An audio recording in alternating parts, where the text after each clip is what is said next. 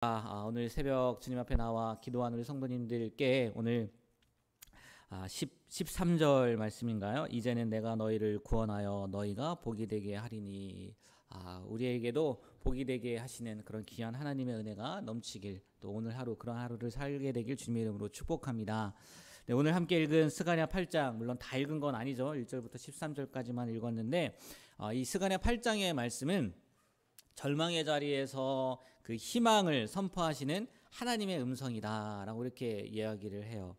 어제 말씀 기억하실지 모르겠어요. 어제 말씀에 7장의 말씀에 보면 이스라엘 백성들이 5월에도 금식을 합니까? 이렇게 물었다는 그 내용부터 시작을 했잖아요. 그러면서 하나님께서 너희가 나를 위해서 금식한 거냐? 그 금식이 너희들 그냥 위해서 한 거지. 오히려 혼을 났잖아요. 하나님 앞에.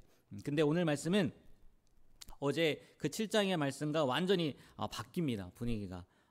하나님은요 오히려 절망 속에 있는 이스라엘 백성들, 또 슬픔 가운데 있는 이스라엘 백성들에게 위로의 말씀, 희망의 말씀, 회복의 말씀을 전해주시는 내용이 오늘 8장, 내일까지도 이어지겠죠. 8장의 말씀이에요. 그리고 또 얼마나 하나님께서 이걸 확실하게 하고 싶으셨는지 오늘 읽으면서 계속 반복되는 말씀이 뭐였냐면 만군의 여호와의 말씀이니라. 예.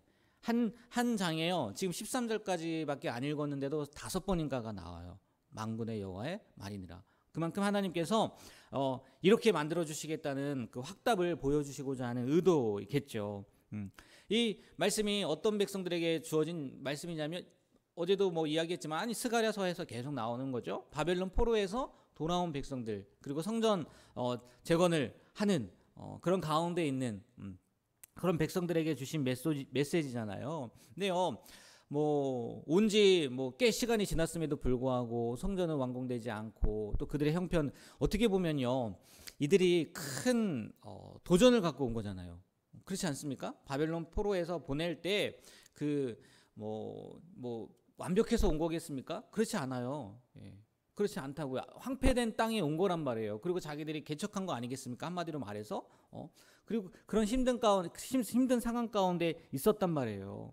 근데 그게 바로 성전이 완공된 것도 아니고, 또 한다고 하다가 멈췄다가 학계 통해서, 또 스가랴 통해서 왜 언제까지 쉬고만 있을 거냐, 막 그런 얘기들이 오고 가는 시절이지 않았습니까? 그러니까 그들의 눈에는요, 이거 진짜 힘든 거 아니야? 이거 어려운 거 아니야?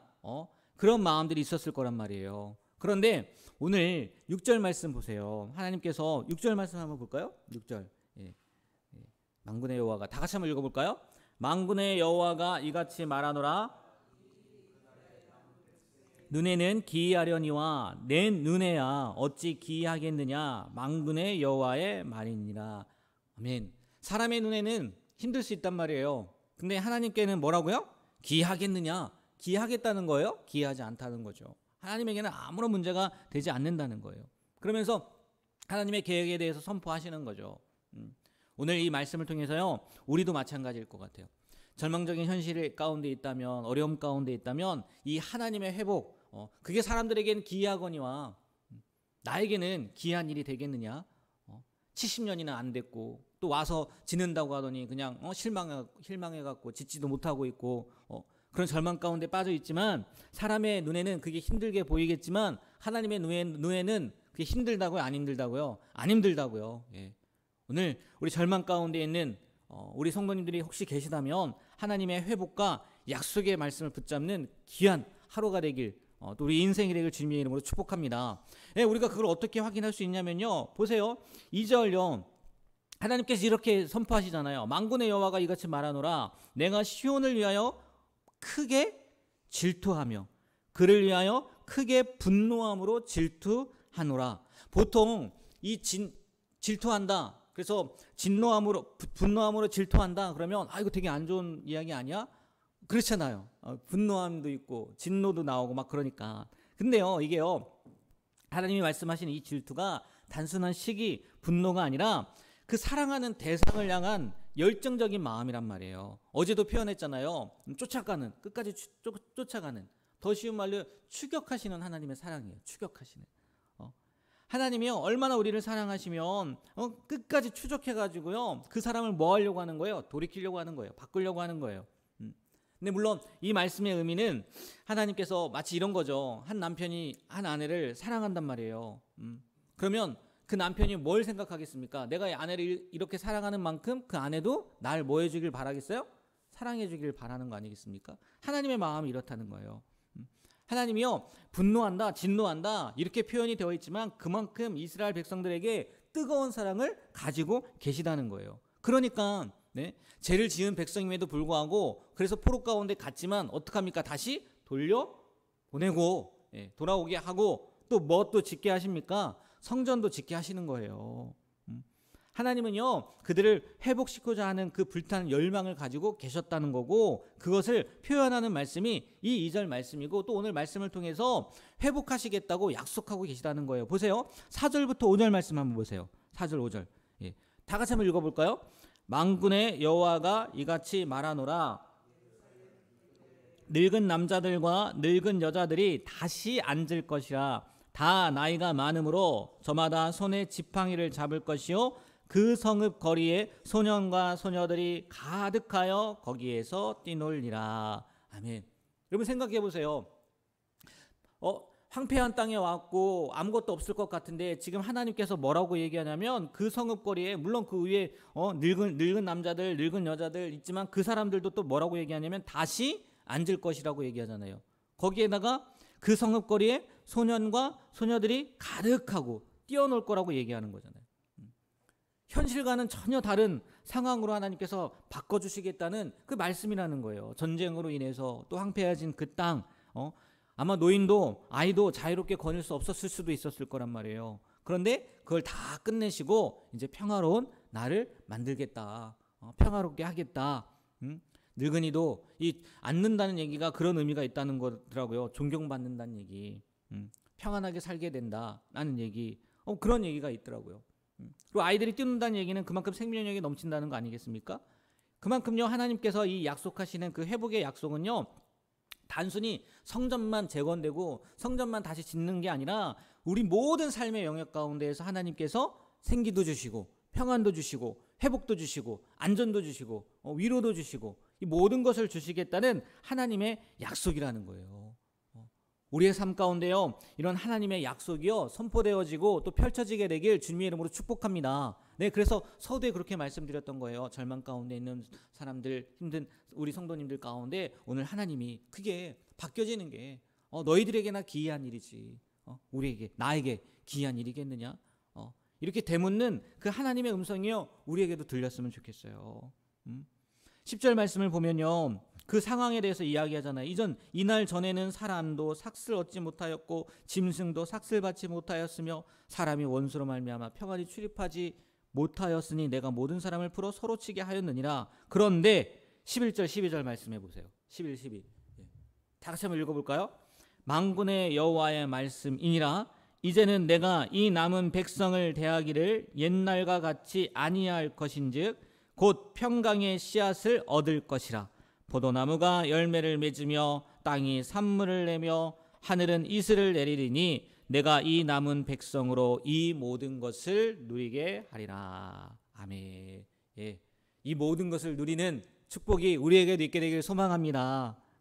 하나님은 이스라엘 백성들에게 그 절망 가운데 있는 백성들에게 내가 이 황폐한 땅 바꿔줄게 약속하는 거잖아요. 그리고 보세요. 13절도 이어서 한번 읽어볼까요? 유다 족속아 이스라엘 족속아 너희가 이방인 가운데에서 저주가 되었었으나 이제는 내가 너희를 구원하여 너희가 복이 되게 하리니 두려워하지 말지니라. 손을 견고히 할지니라. 아멘. 그전에는 조롱거리였을지도 모르겠어요. 너희들 하나님이 뭐 회복시켜 주신다 때문에 근데 뭐 회복은커녕 성전도 하나 짓지 못하고 있고 근데 이제는 하나님께서 하나님의 구원으로 인해서 축복의 통로로 너희가 그렇잖아요. 복이 되리니 복이 되게 하리니 축복의 통로로 바꿔주실 거라는 거예요. 여러분, 오늘 말씀을 통해서 하나님이 뭘 이야기하는 것이겠습니까? 이스라엘 백성들에게 무슨 이야기를 하고 싶으신 것이겠어요?